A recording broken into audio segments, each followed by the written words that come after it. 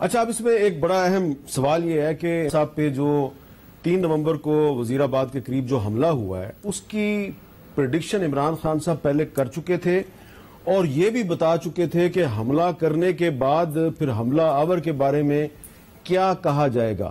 سنیے.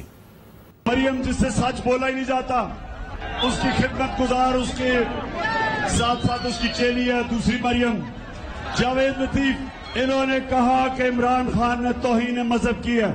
اس کے پیچھے گیم یہ ہے، اور 4 وہ بند کمروں میں لوگ بیٹھے ہیں جنہوں نے فیصلہ کیا مجھے مروانے کا، وہ اس کے پیچھے ہیں. انہوں نے فیصلہ کیا کہ جی کہیں گے توہین مذہب کیا.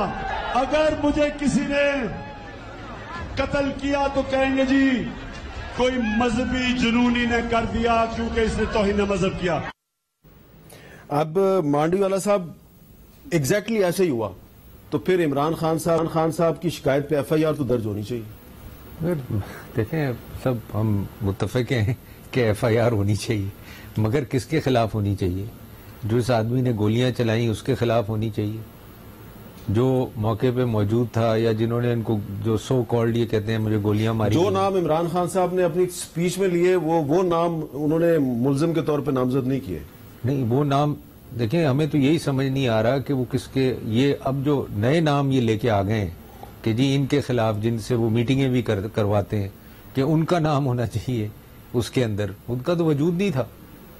تو میں یہ سمجھتا ہوں کہ دے دیم سیلف لائک جیسے عرفان صاحب نے کہا ان کو خود آئیڈیا نہیں ہے کہ ہم کیا FIR رجسٹر کرنا چاہتے ہیں. لیکن یہ بات تو آپ اور آج سپریم کورٹ کہ عمران خان صاحب نے خود ہی کہا تھا کہ جب میرے پہ حملہ ہوگا تو اس کے بعد کہا جائے گا کہ یہ کوئی مذہبی جنونی ہے، تو فوراً ہی اس کی حملے کے فوراً بعد اس کی ویڈیو جو ہے وہ ریکارڈ کر کے اس حملہ آور کی وہ سب کو بھیج دی گئی.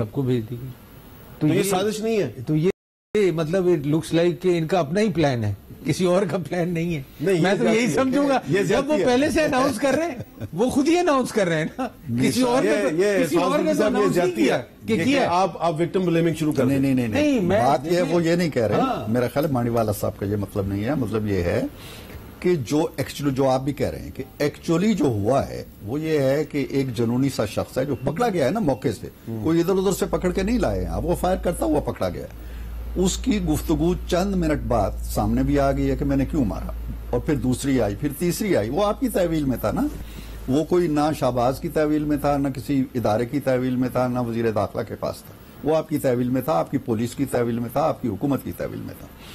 معاملہ یہ ہے کہ وہ پوائنٹ سکورنگ کرتے ہیں جیسا مشتاق صاحب نے کہا، وہ بلیم گیم میں یقین رکھتے ہیں.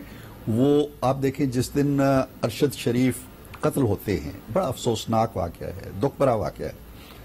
اس کا ابھی اس کی میت وہیں پڑی ہوئی ہے اور انہوں نے اگلے دن اعلان کر دیا جی کہ ہم لانگ مارچ کر رہے ہیں. یہ پہلا انکیشمنٹ کا پہلا چیک انہوں نے سمجھا جی کہ چلو اس پہ سائن کرو اور آ جاؤ میدان میں. پھر وہ آ گئے، پھر ایک شہید ہوا، پھر دوسرا بندہ ان کے اس میں مرا، پھر تیسرا مرا.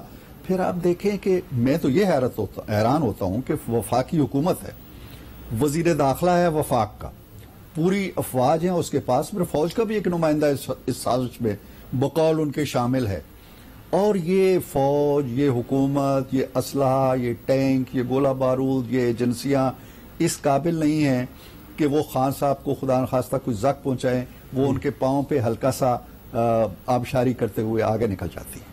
تو کہنے کا مطلب یہ ہے کہ خان صاحب اس معاملے کو، جو میرے بھائی مشتاق صاحب نے کہا نا کہ وہ فوج کے اس لیے ہو گئے جی کہ فوج پہلے میری حامی تھی اب میرے خلاف کیوں ہو گئی. فوج خلاف نہیں ہوئی ہے اس کے، فوج اس کی حامی نہیں رہی ہے.